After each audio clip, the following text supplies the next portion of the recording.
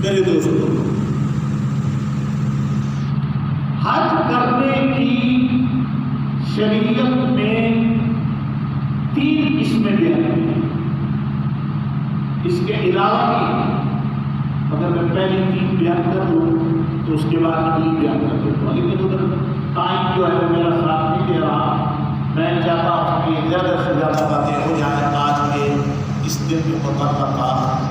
حج ایک حج ہے افراد، ایک حج ہے تمتع، اور ایک حج ہے قران۔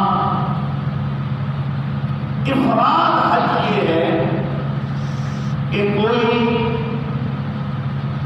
صرف حج کا اعلان باندھے، حج کے مہینوں میں عمرہ بھی نہ کیا ہو، شوال میں، ذوالقعدہ میں، حج کے پہلے دنوں میں عمرہ بھی نہیں کی، اور صرف حج کا اعلان باندھا حج کے دنوں میں۔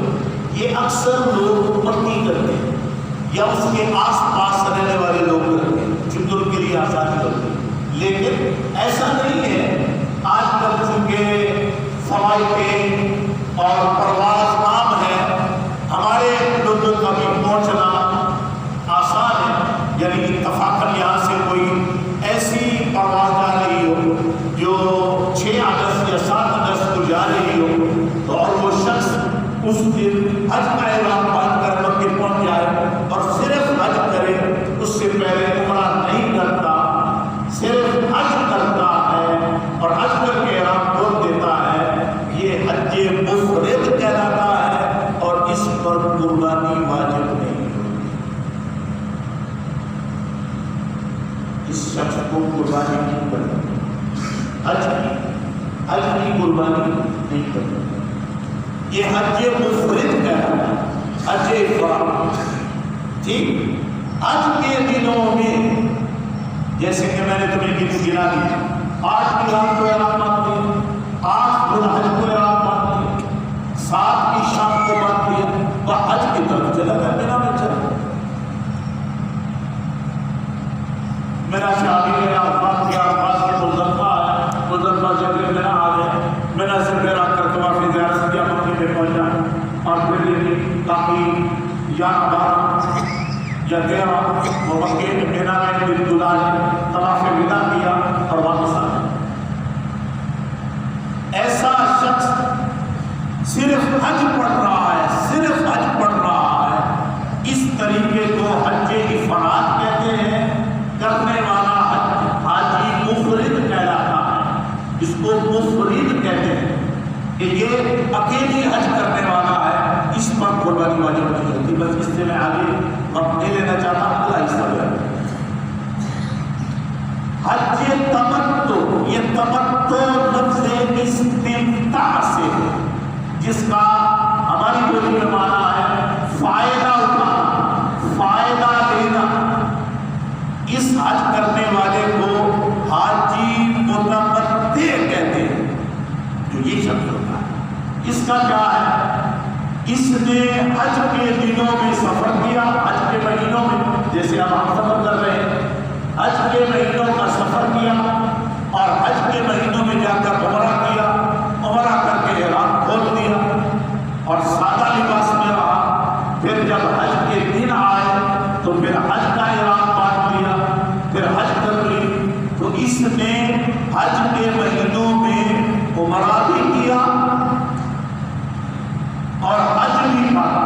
اب بات سمجھ آئی؟ اس نے حج کے مہینوں میں عمرہ بھی کیا اور پھر حج بھی پڑھا۔ یہ جو فائدہ اٹھا رہا ہے، ایک سفر میں 2 کام کر رہا ہے، 2 برکتیں، 2 نعمتیں، 2 سعادتیں حاصل کر رہا ہے۔ میرے آقا نے فرمایا اس شخص پر شکر کی قربانی کرنا واجب ہے۔ یہ شخص قربانی کرے گا، وہاں جو قربانی اکثر ہوتی ہے حاجی لوگ جو کرتے ہیں، وہ یہ دم شکر ہوتی ہے کہ اس نے حج کے مہینوں میں عمرہ بھی کیا ہے اور حج بھی پڑھا ہے، اس کے لیے دم شکر لازم ہے، یہ حج کی قربانی ادا کرے گا۔ کتنی ہوگی اس میں؟ دو میں نے بیان کی، تیسری بیان کر لیں۔ تیسری حج کو کہتے ہیں حج قران، کاف دو نقطے والی، را الف نون۔ اس حاجی کرنے والے کو کہتے ہیں حاجی مقرن۔ مقرن قران والا جو یہ کرے گا وہ مقرن کہلائے گا، اور حج کا نام ہے حج قران۔ یہ حج قران کیا ہے؟ چاہے زیادہ دن ہو چاہے تھوڑے دن ہو، جس میں حج عمرے کا اور حج کا اکٹھا احرام باندھا۔ میں دعا پڑھ کے سنا، اللہم انی ارید العمرہ والحج۔ اے اللہ، میں نے عمرے کا بھی ارادہ کیا، میں نے حج کا بھی ارادہ کیا۔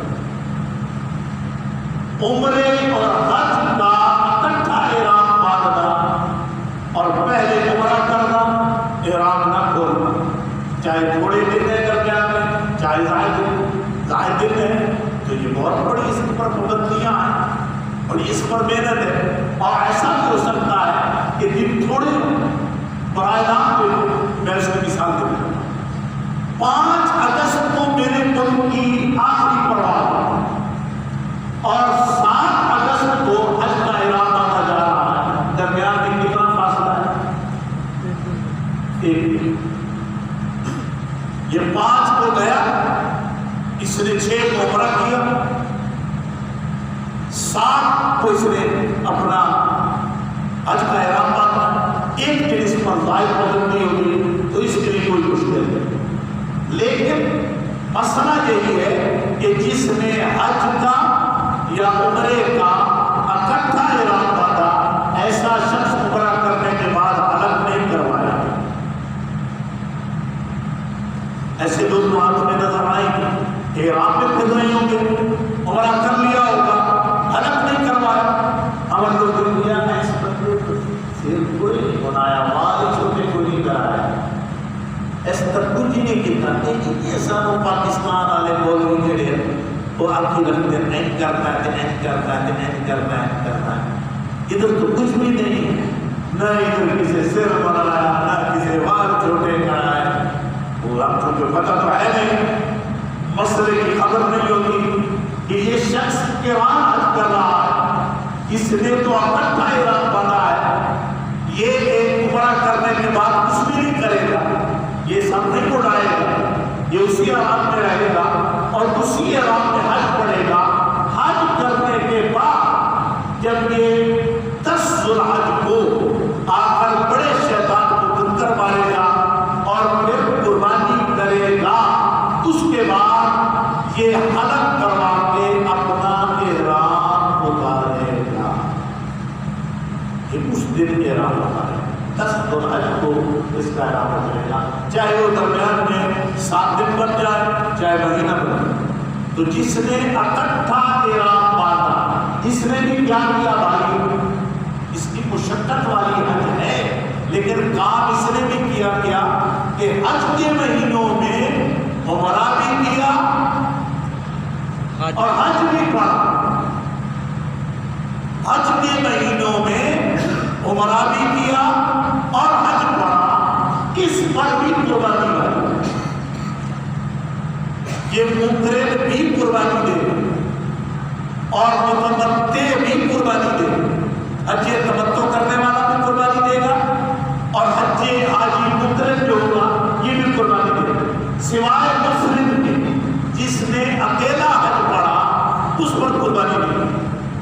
اب ایک بہت بڑا چیلنج مسئلہ، ایک حج ہوتی ہے حج بدل، یہ آپ لوگوں نے لفظ سنا ہے، میں اس کی آج تشریح کرنا چاہتا ہوں آپ سب کے نالج کے لیے، علم کے لیے۔ یہ بدل سے مراد ہوتا ہے اپنی جگہ کوئی نائب مقرر کرنا۔ اس کو آگے بدلتے، خود نہیں گیا اور اپنی جگہ نائب مقرر کیا۔ اب یہ کیا ہے؟ یہ ایسا نہیں ہے کہ کوئی صحت مند ٹھیک ٹھاک شخص حج بدل کرا اس کو اجازت نہیں، وہ خود حج کرے، پر کاروبار بہت زیادہ ہے، میں حج نہیں کر سکتا، میں حج کرواتا ہوں، یہ کوئی عذر نہیں۔ ہاں بیمار تھا، معذور تھا، چلنے پھرنے سے عذر ہے، دیکھنے سے عذر ہے، یا بستر پر پڑا ہے، کوئی سنبھالنے والا نہیں ہے، مالدار ہے، پیسے والا ہے، مگر جانے کی ہمت نہیں رکھتا، طاقت نہیں رکھتا، معذور ہے، مجبور ہے۔ یہ میں نے 2-3 لفظ استعمال کرے، مجبور ہے، معذور ہے، کوئی اس قسم کا پرابلم ہے، تو اب یہ اپنے پیسے خرچ کرے اور اپنی جگہ پر نائب مقرر کر کے اس کو حج کے لیے بھیجے، تو ایسے شخص کا یہ حج بدل ہوگا۔ اس کی ایک اور صورت بھی ہے، مالدار ہے، صاحب ثروت ہے،